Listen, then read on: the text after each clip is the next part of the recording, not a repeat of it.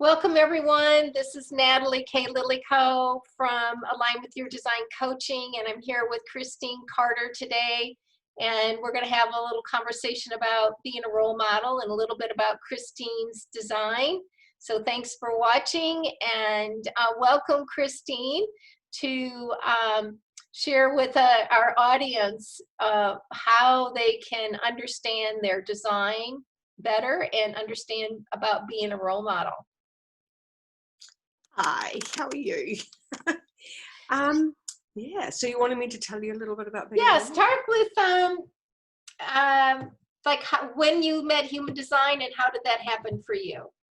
Well, it happened through a really good friend who I've always admired, but found he was one of those that, to me, kind of got into a lot of heady type stuff, and he was always talking out of his head.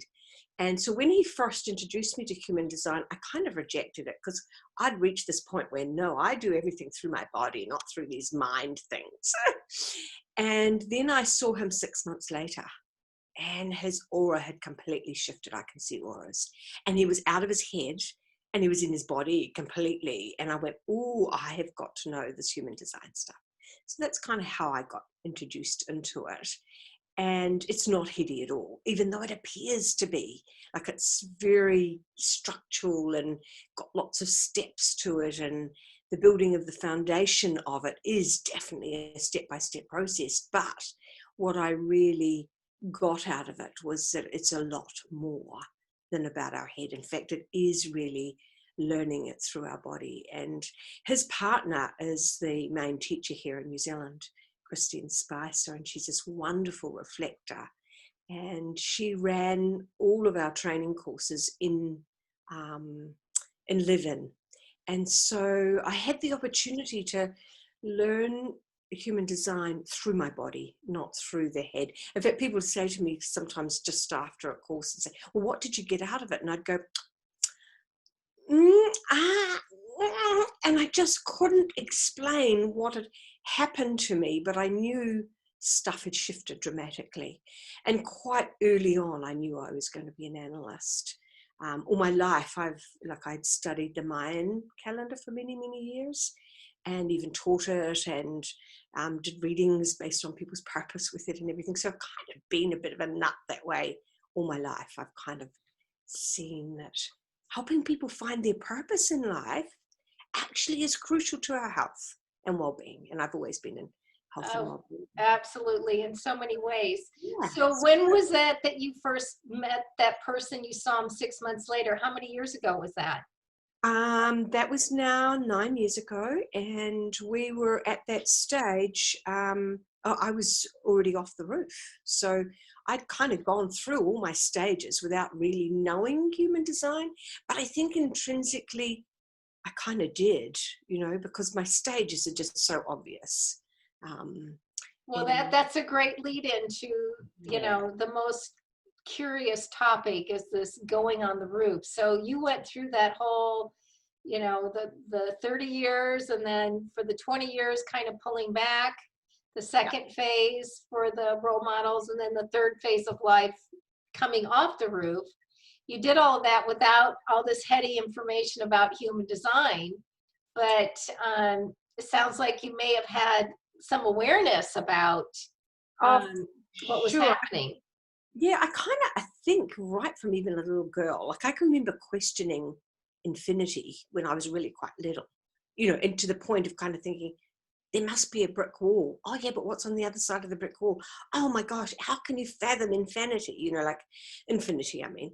And so I think I've kind of had one of those weird minds all along.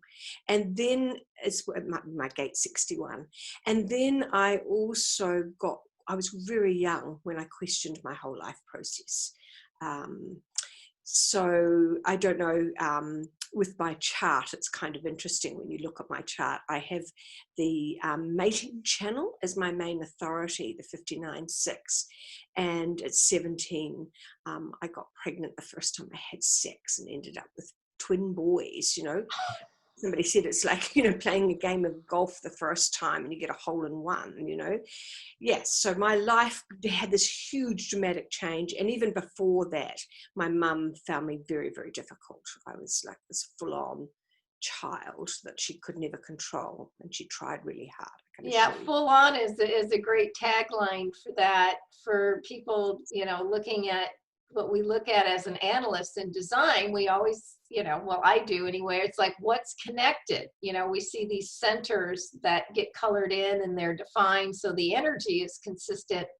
But there's like 1, 2, 3, 4, 5 channels, but they're all totally connected. So this rocket ship energy, which is on an unconscious level, you don't even know where it comes from. It's like, when it's ready to focus, it's focusing. So quite interesting. Yeah, I have a lot of compassion for your mom here, what that was like. So, so then around 48 to 52, like, what did you feel like was morphing for you? And one other thing before, I just want to point out, so we look at her profile. So she does have the 6 on the conscious side, and a 3 here. A 6-3 is a little bit more unusual profile. There's not as many of them around. And we'll talk about that in just a second, but let's finish about this going on, or that time, that 48 to 52, where people, go through all kinds of different experiences then. But there's a light at the end of the tunnel. So how was that for you? Well, it was kind of unusual. It kind of started actually back in my other shift up onto the roof, in the sense that I told my boys, the day you turn 18, I'm leaving home, because I wanted to travel. So that's exactly what I did, which was roughly at the time I went on the roof. And we then traveled what was meant to be just a journey for a few years. We call it here in New Zealand our OE, which is overseas experience. And we took off and traveled from Canada all the way to the bottom of South America in a 14-year journey. And what was interesting about that is that was my on the roof time. And then my husband at that stage, a manifestor, said, right, we're moving back to New Zealand. And I didn't get a look in there about that decision. It was just happening. And I was really resistant. I did not want to go back home to having to go back to what I called this, where I'd be stuck back into the obligation stuff and the things that, you're meant to do and should do. We'd been living this incredibly free life. And it was like, now I can see, was my resistance to getting off the roof. And it was quite funny because I just kept saying, I don't really want to go. I don't know why you want to go. And he literally dragged me kicking and screaming back home.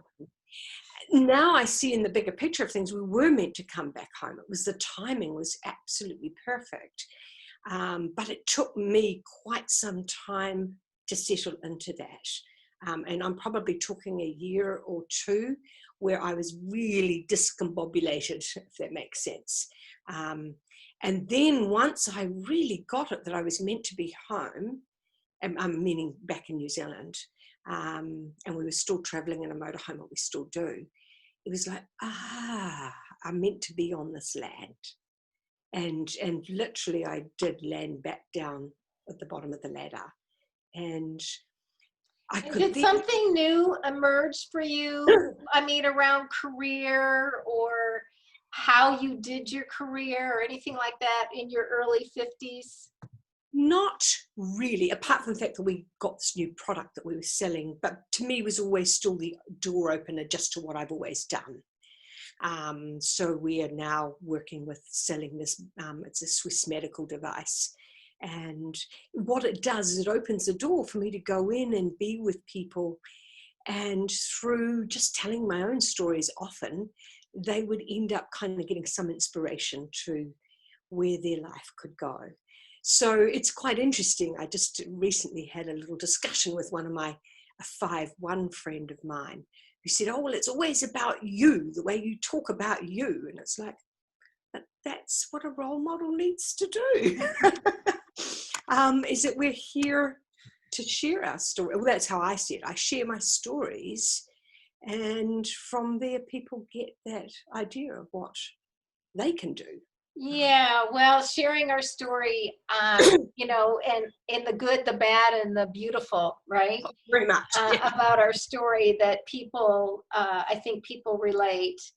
I'll just show my chart real quick here. I think most people know by now. I'm a 6'2". So, and look at this, that we're born one day apart. So I'm born on the 24th.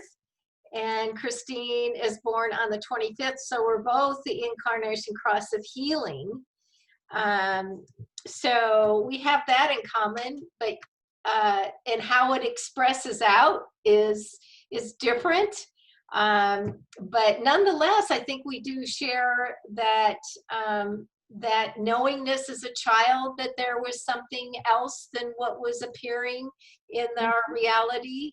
And this part about helping others, empowering others, uplifting others is a theme that we share. So just, you know, on my Chiron, I knew about human design. I'd been in human design 7 years when I went through my Chiron return. And boy, I was really, I had, you know, I was, you know, kicking and screaming the whole way. Like, when is things going to change? And this is not working. That's in my life. And, you know, so I relate to that. Like, what the heck's going on? But afterwards, after I got through it, just felt more comfortable in my skin and, you know, a deeper sense of knowing myself. So let's talk about that 6'3", which is so unusual because in a human design textbook description of profile, where you have the 6 in the first 30 years is actually a 3. Mm-hmm. So you're playing out this 3, and 3 is, I mean, the 3 never really goes up on the roof because it just keeps bumping into things, so to speak. So here you've had, you know, a whole lifetime of really lots of experiences that is absolutely like your way of doing it. But probably it may have, I don't know, offended or been difficult for those around you to see you make so many changes. What do you say about that? Especially family. I'm lucky that my partner, as a manifester, he kind of deals with it because he also, part of his chart is liking lots of change too. But yes, my family have never got me. And that's okay. I have one son that does, and he's a 3-5, so kind of gets it anyway.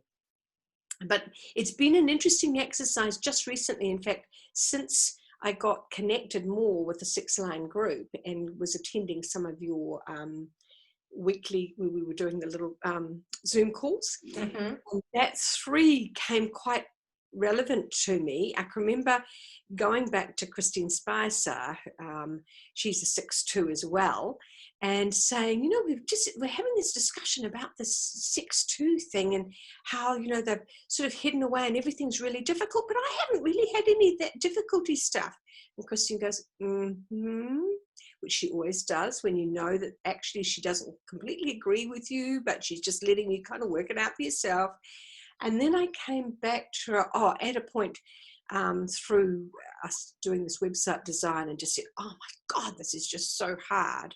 And she goes, oh, remember back when we were just talking a few weeks ago about you saying how easy this, you know, you have it, that, you know, you don't have like the 2s have it, this difficult part. And I go, oh yeah, but no, this is not okay. This is just one of those learning things. And she says, see what you're doing, Christine? You've actually, and this is, I think, part of my 43-23, is it kind of goes, oh, I know it's difficult, but I'll get over it. I'm resilient, you know. And so I didn't ever see that it had been difficult along the way. You know, if you read some of the stuff from Ra, you think, oh my God, why didn't you slit your throat when you were in your 20s? You know, it's because, you know, it would be just so hard. But I now see that I've always just kind of turned that, my 3 bumping in and really messing up stuff, into this kind of, oh, well, I learned from that, so it's okay.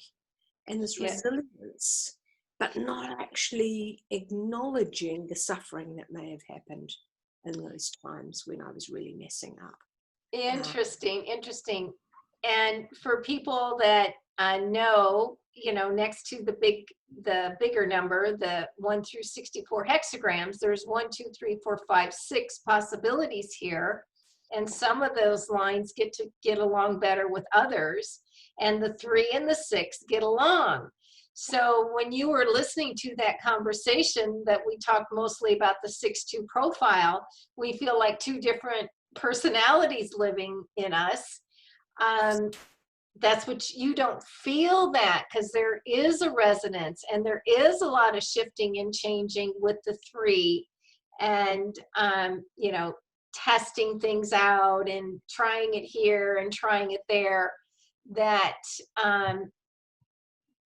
at some point it flows. But yes, there's like, it's the movement of it all that happens with the 3, that the 6 can say, okay, go ahead. I know we're going to get something good out of this. Oh yeah, the amount of times I've gone into things like that and I kind of go, oh, did I really listen to my authority there? Oh my gosh. And I'm going, oh, well, I'm going to learn something from it anyway, See, you get, it's like this movement that keeps happening, what I'm hearing and what you're saying about resolving. If you had any inner conflict, you just go, okay, we'll learn something from this. Yeah. Within the human design community, the Randy Richmond, RJ, he was a 6-3 projector. And so I got to hang out with him a little bit, and he did a lot of sessions with me and counseled me and mentored me. And so he, really related to the 6-line beings. But this 3, the people with the 6-3, he called them the ticket taker, which I thought was such a clever name. That's how Randy was, always coming up with something unique, like you probably would with the 4323 and the 18. It's always going to be something new. Yes. The ticket taker, and it's I see it like the movie Defending Your Life, if anyone's ever seen that. And people get on the bus, they're in their afterlife, and they get on the bus and they go to where they review their life. And but they, it determines, the ticket takers, whether you're going to even get on that bus or not. It's like, did you really live a good life? And are you really in integrity? And there's just some kind of a knowing that comes with that, how I understood it from being around Randy. That there's something quite special about 6-3s, and I do hope those that are listening take that to heart, that you're the wisest of all. Somehow I see the bigger picture so easily, is how I kind of look at it. As well as the experience. Yeah. Because we're even not only looking at the next gate, which is gate 17 in my case, but not only that, I feel like when I saw the mandala and the whole connection of it all, like that was big for me. It was like, now I've got the whole picture. Yeah, I need the whole picture. Yeah. Oh my gosh, it's never a dull moment around you. I can only imagine what that, because just so it has to be, there's a lot of mutative force in you because of so many individual circuits and gates that you have. And like you said earlier, the 61, it's like, oh my gosh, something new is going to drop in there as well. And eventually it's going to get down in here and out the throat. And Yeah, it's in your Mercury. The 61.5 is your Mercury. So you're communicating that Yeah. uniqueness. Yeah. So, well, anything else you want to talk about your chart, or you think what you would like, to encourage role models to do that have this same profile or have a 6 in their profile? Yeah, is getting it that, like, a big thing for me is I think I've gone a lot through my life with not being as discerning as I should be. Like, in the sense of, because I ignored my emotional center most of my life. So I would tend to rush into things, and I hadn't fully got that it was correct for me or not. And it got myself into something that ended up being kind of mundane and frustrating, especially in my case as a generator. And in the end, if I'd just done a lot more of my waiting that my emotional system was meant to do, I know I would have been actually putting my energy into things that were really making a difference. And now in my latter stages of life, I'm really enjoying that, just sitting back and waiting and not thinking I've got to get myself into everything that's out there in front of me. Is it actually, it's only a select few things that are going to make that huge mutative change. And when it's something relaxing. Yeah, I think the discerning for the role model is super important too. What 6-2s do, maybe not so much with the 6-3, is that 2 can be a little naive. And in that, from that sense, it's like not just discerning, what projects or what you're going to study, but it's the people.